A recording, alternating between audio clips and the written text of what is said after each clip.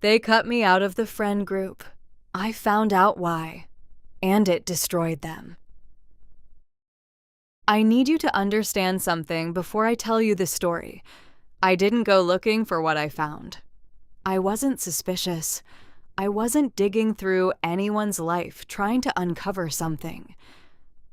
I was sitting at the wrong table at the wrong time, and I heard 4 sentences that were never meant for my ears. 4 sentences that explained everything. Why I'd been cut out of a friend group I'd been part of for 7 years. Why the invitations stopped coming. Why the texts went unanswered. Why 6 women I'd celebrated birthdays with, traveled with, held through divorces and miscarriages and cancer scares, had decided, without a single conversation, that I no longer existed. And then, 11 months after they cut me out, I made one phone call. One phone call that unraveled everything Natalie Brennan had spent 4 years building. My name is Rachel.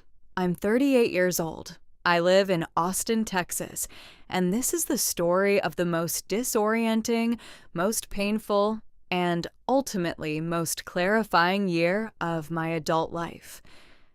If you've ever been pushed out of a group without explanation, if you've ever sat alone wondering what you did wrong while the people you trusted went on without you, like and subscribe, because this one is going to hit different. Let's go. Let me tell you about the Brennan Group. That's not what we called ourselves. We didn't have a name, which is maybe a sign of how organically it had formed. But looking back, that's what it was. Natalie Brennan's group. Built around her, orbiting her, sustained by her approval. I just didn't see that clearly until it was over. We had met through a neighborhood book club in the fall of 2016. 7 women, all in our early to mid-30s, all living within a few miles of each other in North Austin. The book club lasted about 4 months before we collectively admitted we weren't actually reading the books. What we were doing was showing up for each other, for the wine and the conversation and the specific relief of being understood by people at the same stage of life. So the book club became dinners. The dinners became group chats. The group chats became weekend trips and holiday traditions and the kind of friendship infrastructure that starts to feel like family. Natalie was the center of it. That's the only honest way to describe it. She was the one who organized everything. The reservations, the itineraries, the birthday celebrations. She had an effortless social fluency. The kind of woman who could make everyone in a room feel simultaneously seen and slightly dependent on her approval. She was warm and funny and generous, and I liked her enormously for most of the 7 years I knew her. I also know now that she was managing us, all of us, carefully, consistently, with the specific skill of someone who understands that information is power and that the person who controls what everyone knows controls everything else too. But I'm getting ahead of myself. The other women in the group? Diane, a pediatric nurse with a dry wit and a laugh that could fill a parking lot. Trish and Cassandra, who had been best friends since college and came as a unit. Bev, quiet and careful, and the one I always trusted most for honest advice. And Jess, the youngest of us, 32, who had joined the group 2 years after the rest of us and had always seemed slightly more deferential to Natalie than the rest of us were. And then there was me. Rachel, senior project manager at a mid-sized tech company. Divorced since 2019. No kids. A rescue greyhound named Pepper. An apartment I loved in the Bolden Creek neighborhood. I was not the center of the group. That was never my role. But I was present. Reliable. The one people called when something went wrong at 11 p.m. Or at least, I was all of that until March of last year. That was when the invitation stopped. It didn't happen all at once. That's the thing about being pushed out of a group. It's not a door slamming. It's a door closing so slowly, you keep telling yourself it's still open. First, it was a dinner I wasn't invited to. Trish posted a photo on Instagram, the 6 of them at a restaurant I knew well, a place we'd been to together a dozen times. I told myself it was spontaneous, last minute, a small group thing that didn't mean anything. Then, it was a weekend trip to a lake house. I found out from Bev, who mentioned it offhandedly before catching herself, going slightly pink, changing the subject. I told myself there was a capacity issue. The house was small, it wasn't personal, then the group chat went quiet. Not dead. They were still talking, I could see the activity, but my messages stopped getting responses. Or got responses so brief and delayed, they functioned as non-responses. A thumbs-up emoji where there used to be a paragraph. I reached out to Natalie directly in April, kept it light. Haven't seen you in forever, let's grab coffee. She responded 2 days later with, yes, absolutely, let me check my calendar. She never checked her calendar. Or if she did, she found it permanently full. I called Bev in May. Bev was the one I trusted. Bev would tell me. Bev was kind and careful and told me almost nothing. She said she didn't want to get in the middle of things. She said she was sure it wasn't anything serious. She said these things happen in groups sometimes, ebbs and flows. Her voice had the specific quality of someone reading from a script they've been given. I lay awake many nights in those months, running through every interaction I could remember, looking for the thing I had done. The comment that had landed wrong. The boundary I'd crossed without knowing it. The way I might have offended someone or made someone feel small or taken up too much space in a conversation. I found nothing, which in some ways was worse than finding something. At least a reason gives you somewhere to put the pain. By June, I had accepted the reality. I had been removed, quietly, collectively, without explanation or confrontation. 7 years of friendship ended via the slow withdrawal of presence. I grieved it. I want to say that clearly because I think people underestimate how much this kind of loss hurts. These were not acquaintances. These were the women who had sat with me in the hospital when my mother had her hip replaced. Who had shown up with wine and food the night my divorce was finalized. Who knew the name of my first boyfriend and the reason I'd left my last job and exactly how I took my coffee. Losing them felt like losing a version of myself. Drop a broken heart in the comments if you've ever been pushed out of a group without knowing why. Because what I found out next, I was not prepared. It was a Thursday evening in July, 4 months after the silence had begun. I was at a fundraiser for a local nonprofit, an annual event I attended every year, connected to a cause I'd supported since before I joined the friend group. It was held at a large event space in downtown Austin, the kind of venue with multiple rooms and a terrace and the specific acoustics of a place not quite designed for the number of people it regularly holds. I had found a quiet corner near the bar to check my phone. My company had been dealing with a server issue all day, and I was waiting on an update from my team. I was standing behind a partial wall, a decorative partition that separated the main room from a smaller alcove. I wasn't hiding. I was just there. And then Natalie and her husband walked into the alcove. They didn't see me. The partition blocked their sightline. They were deep in a conversation that had clearly been going on for some time, the specific compressed intensity of two people continuing an argument they'd been having elsewhere. I should have stepped out and announced myself. I know that. I've thought about it many times, but I froze.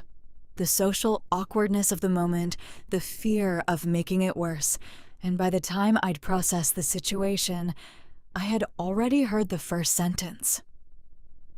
Natalie's husband, Greg. She already knows too much. You said yourself she noticed the quarterly numbers. Natalie? She doesn't know what she noticed. She's not in finance. Greg. You're sure she hasn't said anything to anyone? Natalie. I handled it. She's out. She won't be a problem. 4 sentences. 15 seconds. Then they moved further into the alcove, and their voices dropped, and I couldn't hear anything else. I stood behind that partition for a long time. Long enough that the server issue update came through, and I responded to it on autopilot, my fingers moving while my brain tried to process what I had just heard. She noticed the quarterly numbers. She's not in finance. She won't be a problem. I replayed the conversation I'd had with Natalie's husband, Greg, 14 months earlier. A dinner party at their house in February of last year. Greg worked as a financial advisor. He ran a small, independent wealth management firm in Austin. At some point during dinner, he'd been talking about a client situation, vaguely, without names, and I had asked a question. A simple, genuinely curious question about whether certain fund allocation practices were standard, because something about what he'd described sounded unusual to me. I had not thought about that question since. I was not in finance. I had no particular expertise. It had been dinner party conversation. Greg had laughed it off and changed the subject. And apparently, within weeks, I had been quietly removed from the group. I drove home that night, and I sat in my car in my parking garage for 45 minutes.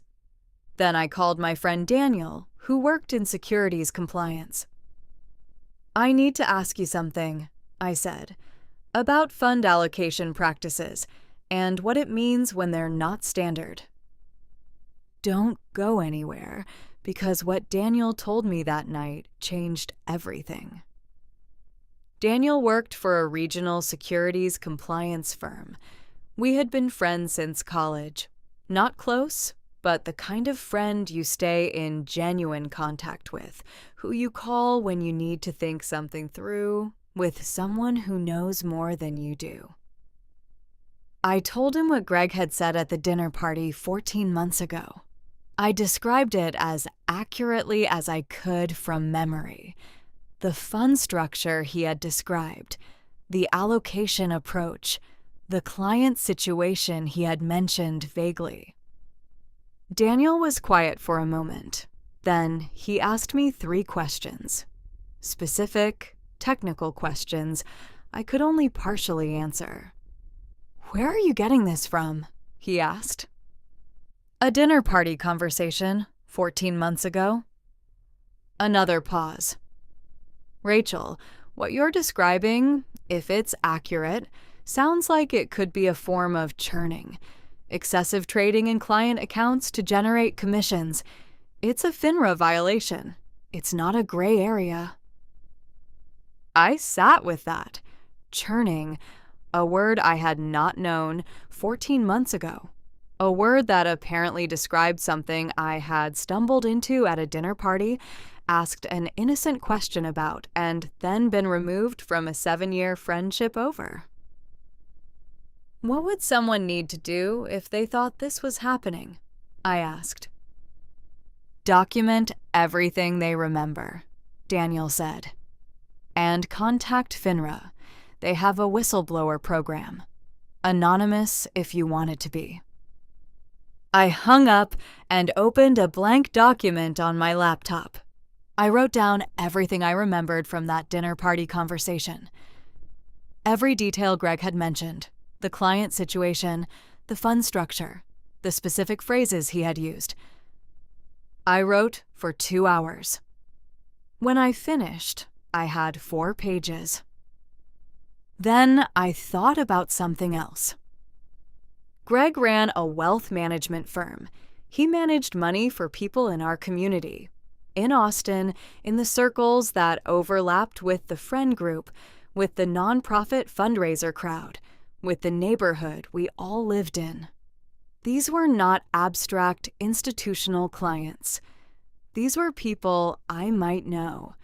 People who trusted Greg Brennan with their retirement savings and their children's college funds. I thought about what churning meant for those people.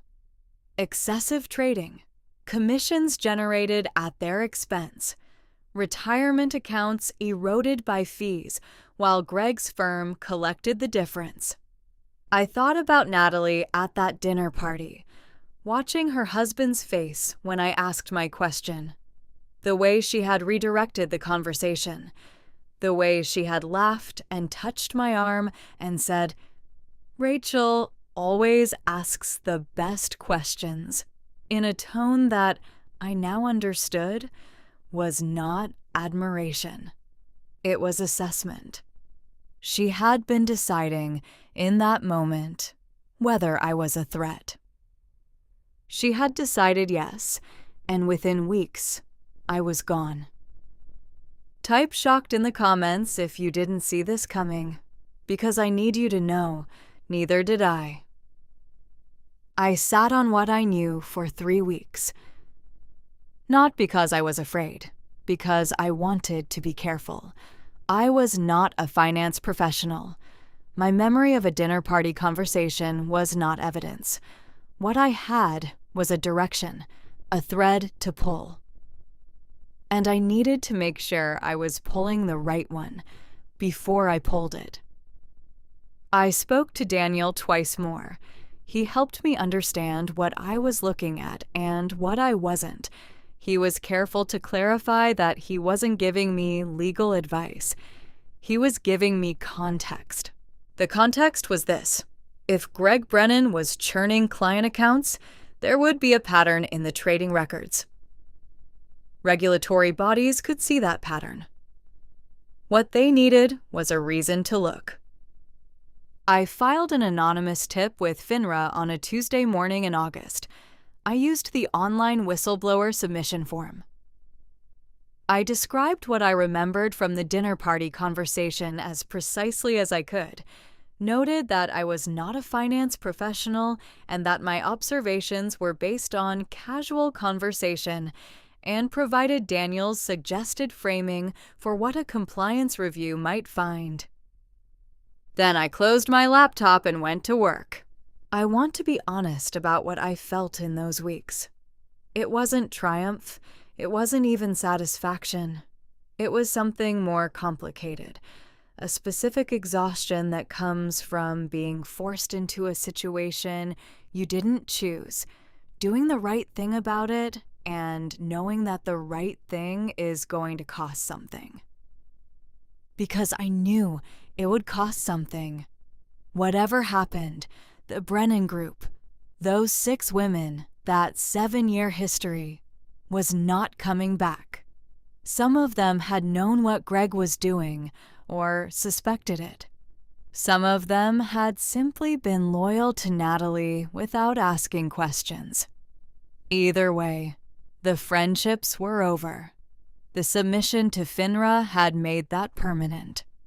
I grieved that too. Separately from the first grief, with a different quality. Not the bewildered pain of being pushed out, but the deliberate sadness of closing a door yourself. October. 3 months after my FINRA submission, Daniel called me on a Wednesday afternoon. His voice was careful and precise in the way it gets when he's delivering significant information. "I have a contact at the regional FINRA office," he said. "Not confidential information. Public record stuff once it moves to a certain stage. Greg Brennan's firm is under formal investigation." I set down my coffee cup. "How serious?" I asked. "Serious enough that 2 of his largest clients have already been notified and have retained attorneys." I thanked him. I hung up. I sat quietly for a few minutes. Then I texted Bev. Just 3 words. "Can we talk?" She called me within the hour, and for the first time since March, she told me the truth. Bev had known since April that Greg was under scrutiny. Not the full picture.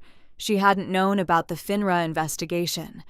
But she had known that Natalie was frightened, that Greg had been dealing with some regulatory questions, and that Natalie had told the group that I needed to be kept at a distance. "She said you'd asked Greg questions at that dinner that showed you were suspicious of him," Bev told me. Her voice was tight with something, shame, I think. She said if it ever came to anything, you might be called as a witness, and that we needed to not be associated with you. I processed that for a moment. "You believed her," I said. "Not an accusation, a statement." I didn't know what to believe. She was so certain, and the rest of them went along with it, and I didn't want to be the one who... She stopped. "I'm sorry, Rachel. I should have called you. I should have told you what was happening." "Yes," I said. "You should have." We talked for 2 hours. Bev told me what she knew, what she'd suspected, what she'd told herself to avoid having to act on what she knew. She was not a bad person. She had made bad choices, the specific bad choices of someone who prioritizes group harmony over individual conscience. I understood it. I didn't excuse it. Over the following weeks, I spoke to Diane and Trish separately. Both conversations were difficult and honest in different ways. Diane had known almost nothing. She'd simply followed Natalie's lead without asking questions, which was its own kind of failure. Trish had known more and had been more complicit, which she acknowledged with the kind of directness I had always respected in her, even when it was uncomfortable. Cassandra and Jess I did not speak to. Some doors, once closed, stay closed. And Natalie. Natalie called me in November, 6 weeks after Greg's firm was formally notified of the investigation scope. The call lasted 4 minutes. She said she wanted me to know that whatever happened with Greg's business had nothing to do with me. She said she hoped I understood that the distance between us had been necessary and not personal. She said she hoped we could move forward. I listened to all of it. Then I said, "I heard you and Greg talking at the fundraiser in July, Natalie. I know exactly why I was removed from the group, and I think you know that what I did after that was the right thing." A long silence. "I have to go," she said. She hung up. We have not spoken since. Greg Brennan's firm was fined $340,000 by FINRA in February of this year. 3 client lawsuits are ongoing. He surrendered his Series 65 license in March. The firm is effectively dissolved. type karma in the comments. Because that's exactly what this is. Here is what I want to tell you about the year that followed being cut out of that group. It was one of the hardest years of my adult life, and also, unexpectedly, one of the most clarifying. When you lose a group of friends all at once, you are forced into a kind of reckoning with yourself that comfortable belonging never requires. You have to figure out who you are without the social infrastructure you've been embedded in. You have to decide what you actually value and what you are simply tolerating, because the alternative was being alone. I had been tolerating quite a bit, it turned out. The dynamic of the Brennan group had been Natalie's dynamic. Her preferences, her schedule, her comfort zone, her approval governing what was acceptable and what wasn't. I had not noticed how much I'd shaped myself around that until the shaping stopped being required, until I was free to make plans on my own terms, spend time with people I chose independently, and form opinions about things without calculating how Natalie would receive them. The freedom was disorienting at first. Then it was extraordinary. I want to be careful here because I don't want to wrap this story in a bow it doesn't deserve. The loss was real. The grief was real. I still miss Diane's laugh and Bev's honesty and the specific ease of people who have known you long enough to stop performing. I don't think grief has to be resolved to be valid, but I also know this. The group I thought I had never fully existed. It was built on a foundation of one person's need to control information and manage perception, and everyone else's willingness to let her. I was removed the moment I became a threat to that foundation. That's not friendship. That's a hierarchy dressed up as friendship. Real friendship does not require your silence as the price of belonging.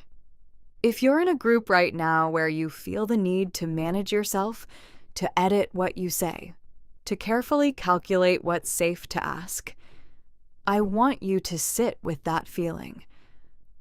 Not to blow anything up, just to name it clearly. Because the discomfort you're feeling is information, and sometimes the thing that looks like rejection is actually an exit from somewhere you were never fully safe to begin with. It's April now. 13 months since the invitation stopped. Pepper is asleep on the couch. The windows are open because Austin in April is the best version of itself, warm without the summer weight, the kind of evenings that make you want to sit outside until it's too dark to see. I have dinner with Bev occasionally. It's different now. More honest, more careful, less assumption. We are rebuilding something smaller and more real than what we had before. I don't know exactly what it will become. I'm not trying to decide in advance. I started a new book club in January. 5 women, none of whom know each other through a single central person. We actually read the books. Last month, we spent 2 hours arguing about an ending, and nobody managed the conversation, and it was one of the best evenings I've had in years. I think about Natalie sometimes. Not with anger. I moved through the anger a long time ago. With something more like sadness for the version of her that believed the only way to protect what she had was to control everyone around her. That's an exhausting way to live. It requires constant management. It leaves no room for the kind of trust that doesn't need managing. I hope she figures that out. I genuinely do. As for Greg, I don't think about Greg at all. He made choices that hurt people who trusted him with their financial futures. The consequences were appropriate. That chapter's closed. What I think about most, actually, is that dinner party in February of last year. The question I asked without knowing its weight. The way Natalie's eyes moved to Greg's face when I asked it, and how I had read that glance as nothing and it had been everything. I was sitting at the wrong table at the wrong time. I heard 4 sentences that were never meant for my ears. And it turns out that was exactly enough. If this story resonated with you, if it made you think about a group you've been in, a friendship you've lost, a thing you noticed that you weren't supposed to notice, leave me a comment. I read every single one. Subscribe for new stories every week. I'll see you next time.